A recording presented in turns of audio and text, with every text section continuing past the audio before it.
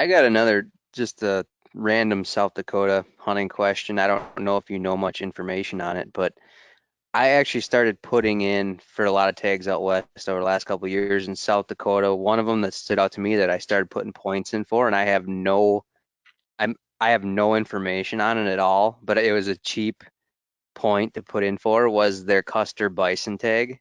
Mhm. And I think it was when I looked on the information on it, you could draw a tag in like 8 to 10 years, which is compared to like Montana, where I know you got pretty low odds of actually, it depends a lot on the winter and everything. Do you know much on that hunt at all? Because I have no clue about Yeah. it. So you're talking to somebody who has 7 points for Custer Bison.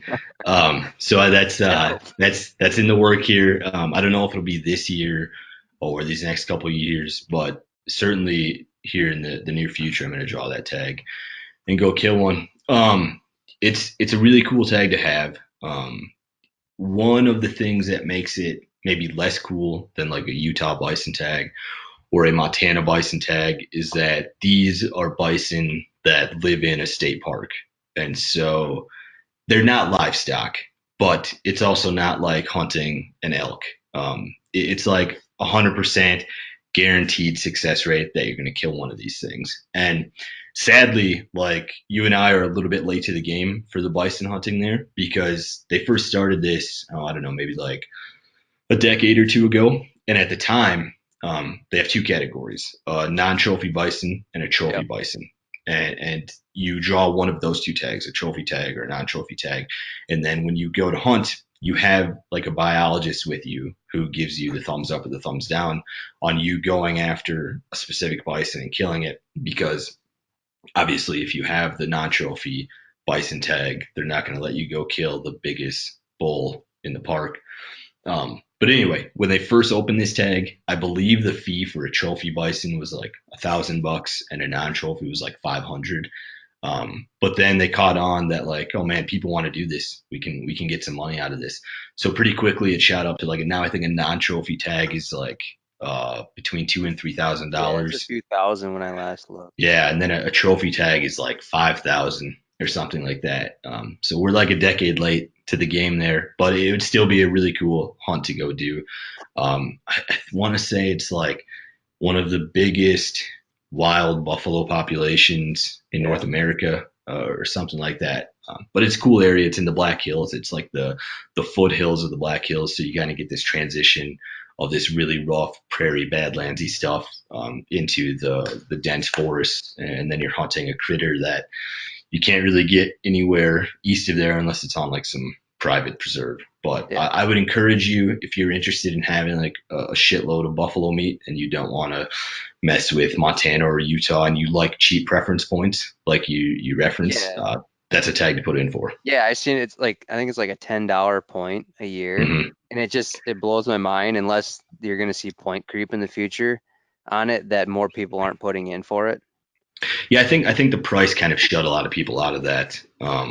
That now that it costs you a few thousand to go do it, there's people less interested than before.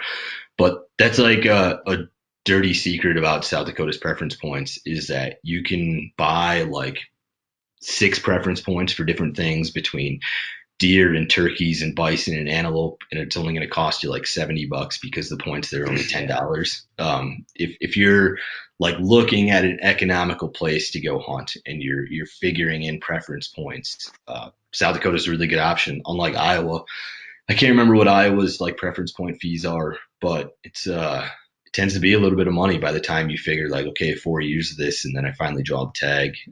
That adds up a lot quicker than say a place like South Dakota. Yeah.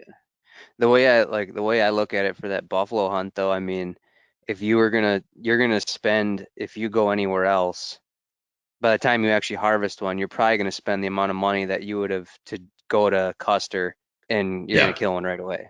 yeah, and then well, buffalo meat is freaking expensive anyway.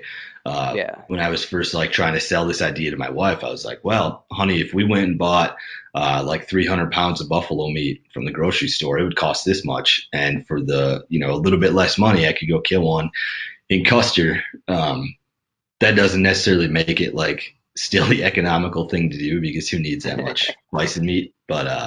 that's a good way to think about it too. So do you know how Now, do you many have the tags roughly that they give out for that? It's not very many. I don't remember the exact number, but in total, I feel like it's like less than 50 or something like that. Yeah, it's not many. Do you have an option like to go with gun or bow when you do that? You do, yep. And if I do Okay, draw it, I'm taking the Matthews for sure. Just sweet. because, like I said, it is a guaranteed success basically. And you only get a few day window where you can go and hunt them because it is like that much in the bag that you're going to kill one of these things. Yeah, awesome. It's cool, man. Now, don't you think it'd be that much cooler to shoot one with a longbow?